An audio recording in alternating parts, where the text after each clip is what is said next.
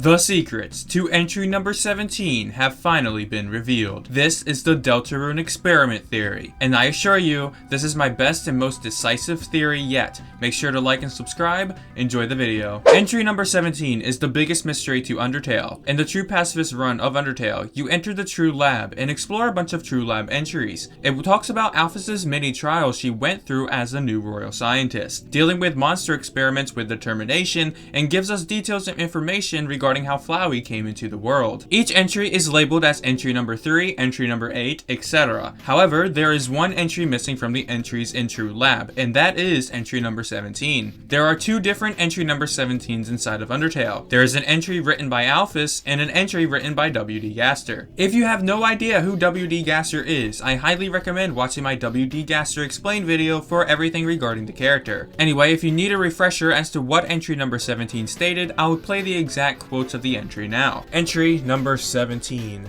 Darker, darker, yet darker. The darkness keeps growing. The shadows cutting deeper. Photon readings negative. This next experiment seems very, very interesting.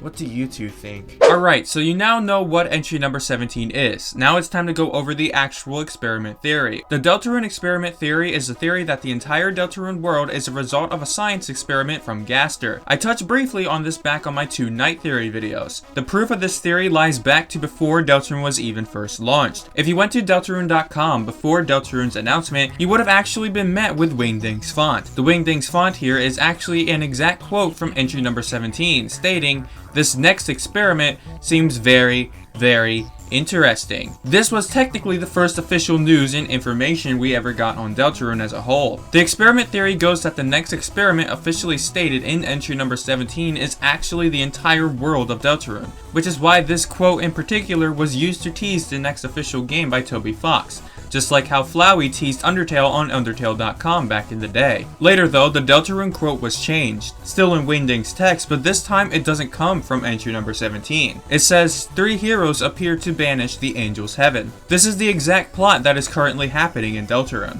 There's actually more proof of this. In the Nintendo Switch version of Undertale, Clam Girl was changed to Goner Clam Girl, where she said you'll be meeting her neighbor's daughter Susie soon. I'm not going to go too deep into the Goners here, but Goners are implied to have some kind of relation to Gaster, which means that Gaster could have sent Clam Girl here to tell you that Deltarune is fast approaching. Alright, so that's mainly it for the premise of the experiment theory, but I have another idea as to what this could be implying. What if entry number 17 has no relation to Undertale in the slightest? What if entry number 17 is actually from a completely different science experiment from the ones that Alphys was working on in the True Lab? What if entry number 17 is actually from a science experiment made by Gaster, where he starts creating his own dark world? Instead of thinking that Deltarune is just one giant science experiment made by Gaster, what if the Deltarune world was already there? I mean, we already know alternate universes exist in the Undertale canon based on Alphys' dialogue in Undertale. So what if Deltarune was always there from the start, but Gaster's influence only begins upon the creation of the first dark world? Let's pick apart entry number 17 from start to finish. The first part of this entry talks about complete darkness and how the darkness keeps growing. I don't know about you, but I've never got the impression from Undertale that Alphys was doing an experiment based on darkness. The entire plot of Deltarune is based almost entirely around sealing up dark fountains and navigating through dark worlds. The next line talks about shadows cutting deeper. For the longest time though, we never knew what this line could be implying, but upon Deltarune Chapter 2's release, we were introduced to the concept of shadow crystals. So the shadows cutting deeper could potentially be referring to the shadow crystals that are dropped by the secret bosses. The line after that one is a little bit perplexing. Photon readings negative. Now, I'm not at all a scientist. In fact, in school, I could barely pass through science class. So that's when we need to turn to good old-fashioned Google. According to Google, photons can't actually have negative energies. Yeah, it's always going to be positive. I like specifically what this article title is, The Dark Side of Light. Negative frequency photons, which that title coincides with my previous Deltarune coin theory. So yeah, this entire entry is completely based around just darkness in general, which is why I think this entry could be a glimpse as to what's going to happen in future Deltarune chapters. This entry is actually based on an experiment where Gaster is creating the dark worlds,